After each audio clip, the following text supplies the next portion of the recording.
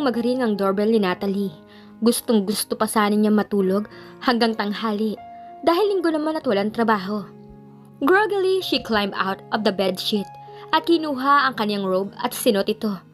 Iniisip niya kung sino ang hindi niya nabayaran sa mga suki niya. Ang magpapandesal, ang nagdadala ng gatas ng kalabaw o ang nagrarasyon ng dyaryo. Kung sino man sa mga ito, talagang pagsasabihan niya na huwag naman ganito kaaga maningil sa susunod. Pero natanggal bigla ang antok ng dalaga nang mabulwagan niya kung sino ang nasa labas ng pintuan. Smiling lazily at may dalang dalawang grocery bags sa magkabilang kamay. Nakatayo doon si Jerome Diaz. Ikaw? Asiwang nasambit ni Natalie. Ang aga mo namang mang-asar. Wala ka bang ibang magawa? Sinubukan niyang isarang pintuan sa mukha ng panauhin, ngunit maagap si Jerome. Naisingit na nito ang kalahati ng katawan nito sa siwang ng pintuan at may ipit ito kapag isinara ng dalaga. Ilang sandali pa, nasa loob na ng living room ang lalaki. Saan ko ilalagay ang mga ito? Tanong nito na ang tinutukoy ang dalawang supot na dala. Ibalik mo na sa kotse mo at ibigay sa mga nagpapalimos, sabi ni Natalie. Fried chicken to, tinapay at prutas, and a gallon of ice cream. Almusal natin dalawa. Almusalin mong mag-isa. For your information, hindi ako kumakain sa umaga. Nagkakape lamang ako. Pero ngayon mag-almusal ka dahil mamamayat ka sa konsumisyon sa akin tiyak.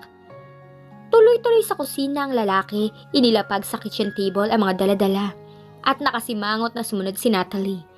Inis na inis siya. Walang katapusan ang kapanghasan mo.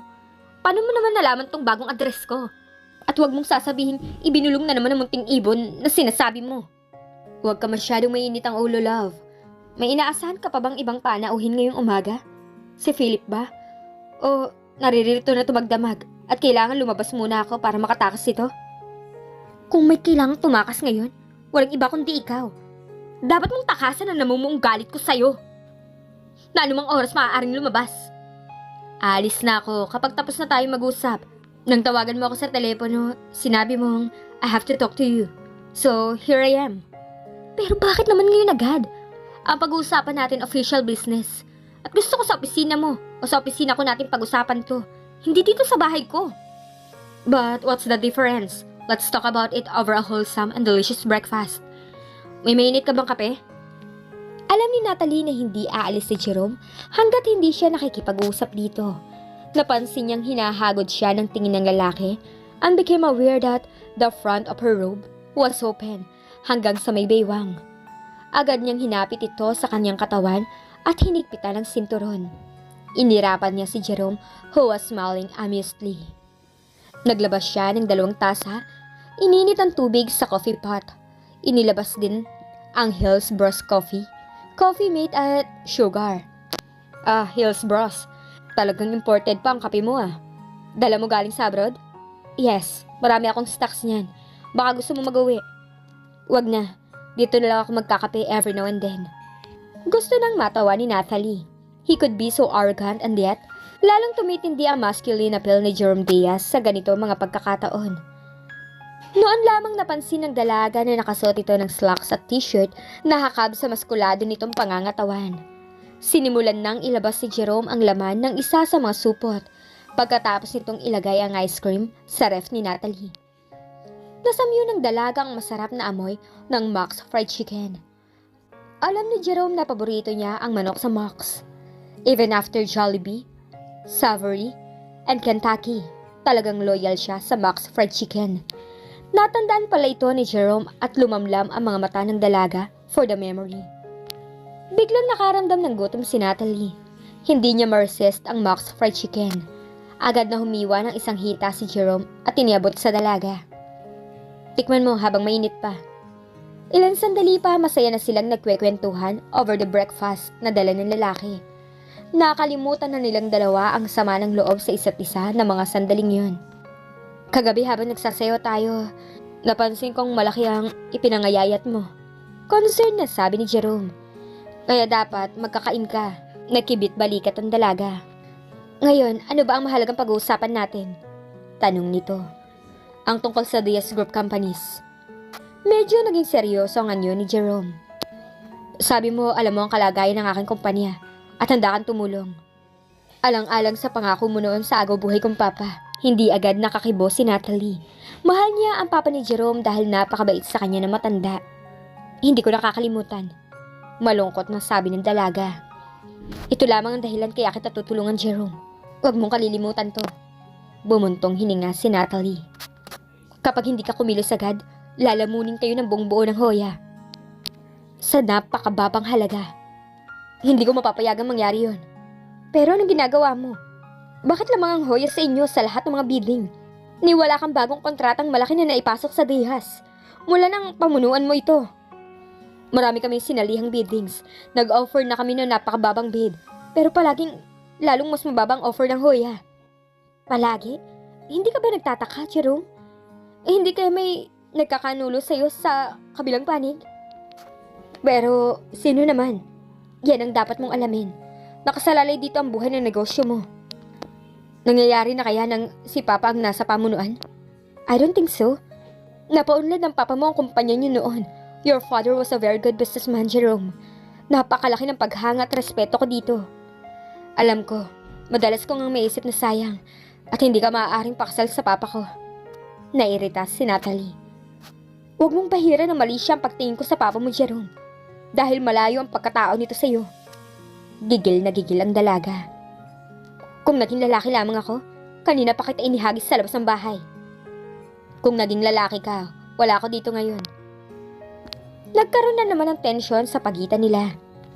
Kapag hindi ka nag-relax at bawasan ang init ng ulo mo, wala tayong mararating na dalawa, Natalie. Wala akong balak na sumama sa'yo. I'll help you with your business problems. And you pay my services. Is that clear? So, anong mapapayo mo? Payo? Hindi ka maiaahon ng mga payo lang. Ng mga payo sa problema mo ngayon, Jerome. Sa sitwasyon ng finances mo, kailangan ng more drastic action. At tulad ng ano, you have to remove Hoya Builders out of the way. And I can do this. Paano? Kukumbinsihin ko ang board ng Diaz na tanggihan ang offer ng Hoya na bilhin ng kumpanya. Napatitig si Jerome sa kaharap. Pero why would they even listen to you? Ni hindi ka member ng board ng Diaz Group of Companies at wala kang kahit na anong affiliation sa kumpanya.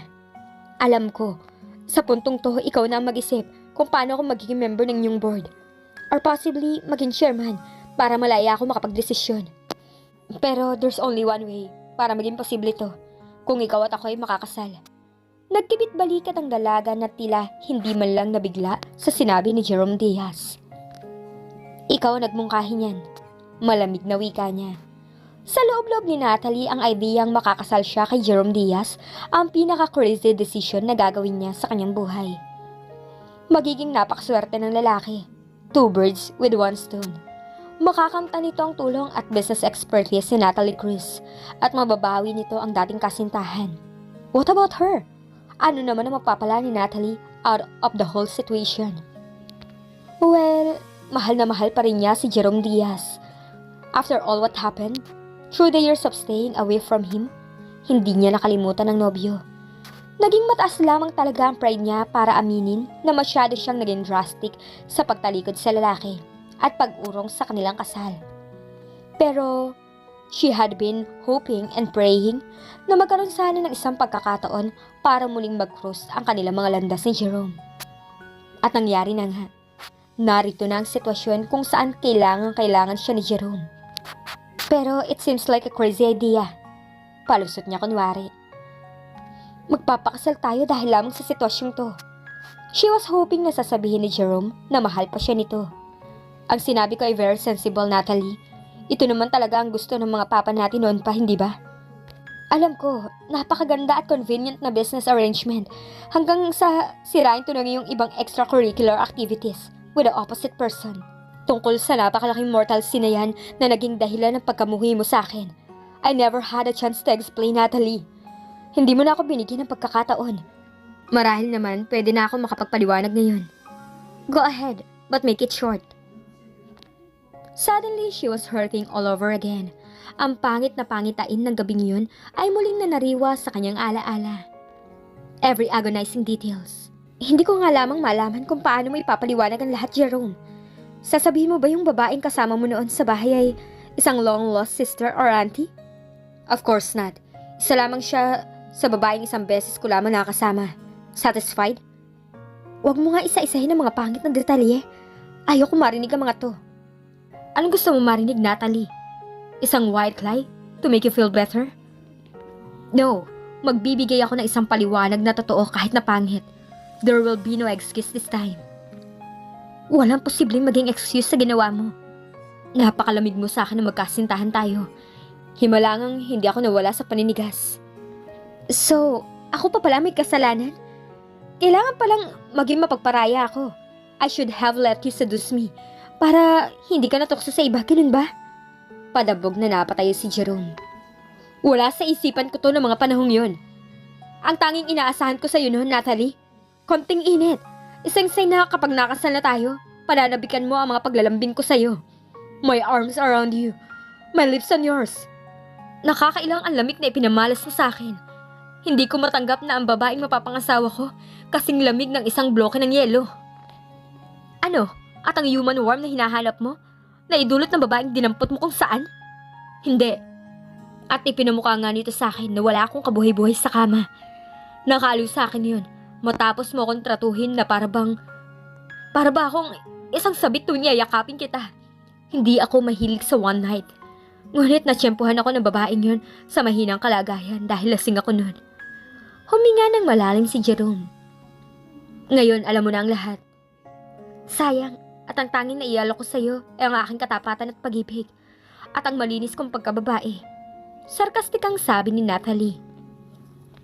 If I had known, I would have offered myself to you in a silver platter. Hindi totoo ang mga sinasabi mo.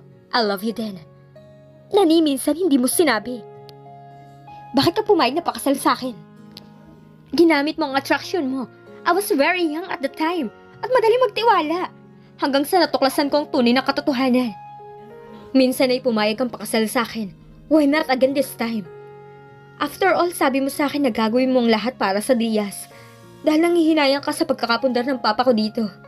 Well, ang hinihiling ko lamang naman ay ang joint names natin sa marriage contract. Wala nang iba. Nasaktan si Natalie sa sinabi ng lalaki. Wala nang iba. Wala na kayang kahit konting pagtingin sa kanya si Jerome? Natawa ang dalaga. You expect me to believe that? Believe what you want to believe. Ngunit pinatunayan mo ng halikan kita noon na walang nagbabago sa iyong pagiging malamig. And you can never accept me as a lover. Tinatanggap ko na to 3 years ago. Sinikap kong painitin ka pero nabigo ako. At least alam natin ngayon kung saan tayo nakalugar. Tulad ng sinabi ng papa mo sa akin minsan, the end justifies the means. Yes, he said that. So bakit ka pumayag na pakasal ngayon sa akin, Natalie? Tulad ng sinabi ko, nanghihinayang ako sa mga itinatag ng papa mo. Kung hindi ako nagtungo sa bahay mo ng gabing yun, nakasal sana tayo at magkatuwang na nagtulong sa ikauunlad ng Diaz Group. Hindi sana siguro na pressure ng husto ang papa mo at naririto pa ito ngayon. Sinisi ko ang sarili ko dahil dito. Marahil ito ang aking paraan para naman makabawi sa kanya. I see. Malino na sa akin lahat. Pero malalaman ng mga taga-kumpanya mo na magpapakasal tayo out of convenience. Hindi kaya? Anong sasabihin nila? Alam nilang dating magkasintahan tayo at nagkahiwalay dahil sa hindi pagkakaunawaan. Ngayon, we meet again, older and wiser. Parang may mali somewhere, Jerome. Alam ko may nakakita sa atin nang halikan kita noon. Kakalat ng chismis sa ating mga kaibigan na nagkabalikan na tayo. Ang susunod na board meeting ay sa Wednesday, 2nd week from now. May sapat na panahon para makakuha tayo ng marriage license. Kailangan may pakita tayo sa board. Is there no other way to get me into your board without getting married? Wala. You're an outsider habang hindi mo dinadala ang pangalan ko, Natalie. Masyado mong minamadali ang lahat, Jerome. Kailangan pag-isipan muna natin to. Wala nang panahon, Natalie. At magkasundo naman tayo, di ba? Maaaring hindi mo ako masikmura bilang asawa mo. Pero I will try to be a good business partner as well. May nobyo ko. Huwag mong kalilimutan to. Kung iniisip mong si Attorney Philip ang ipapalit mo sa akin, forget it. Maaaring sikat siya sa batas. Ngunit wala siyang kalatoy-latoy sa pag-ibig at sa pagpapaligaya. Napamaang si Natalie. Paano nga pala niya lalayuan ng gano'n na lamang si Philip? Agad niyang idinipensa ang lalaki. Napakadali para sa yun ay pagwalang bahala ang personal commitments ko. Nakasentro ba to kay Philip Sanchez? Ginugulat mo ako, darling. Maaari may itinatago ito kung nagawa nitong tunawin ang malamig mong puso. Dahil nabigo ka, hindi nangangahulugang walang ibang lalaki na makakapagpainit sa akin. Alam kong hindi mo matatanggap to. He smiled. So, hawak ko lamang pala ang hindi mo gusto. So, tatandaan ko to. Hinagod ni Jerome ng tingin ang kabuuan ng bahay ng dalaga. Ayos tong pad mo. Tutubo ka ng malaki kapag ibinenta mo to. Wala akong intensyong ipagbili to. But you have to. Dahil doon ka titira sa mansyon ko. Oh no, hindi ako titira doon. Yan naman ang hindi maaari. Matigas na wika ni Jerome. Ang private arrangement natin, atin lamang, ngunit sa mata ng lahat, ang kasal natin ay isang normal na pag-iisang dibdib. At normal para sa mag-asawang tumirang magkasama sa ilalim ng isang bubong. Sa aking bubong sa pagkakataong to, hindi ako papayag na pagtawanan na kahit sino. Walang masabi si Natalie dahil tama naman ang sinabi ng lalaki.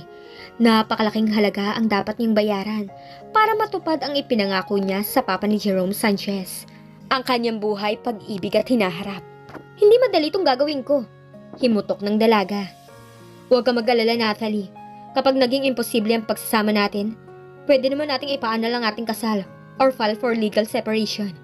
Hindi ko naman ko-condemn for life sa piling ko. Salamat sa sinabi mong yan, Jerome.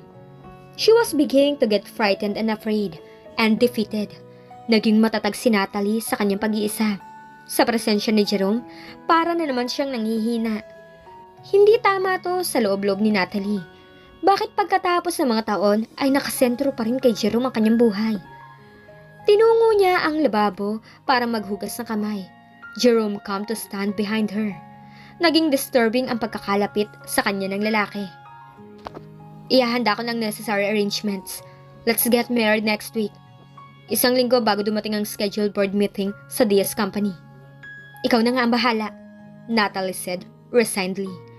Hindi pa rin makapaniwala si Natalie sa mga nangyayari. Ipinagbili niya ang kanyang bahay alang-alang sa Diaz Group of Companies. Gayong may sarili din siyang mga negosyo.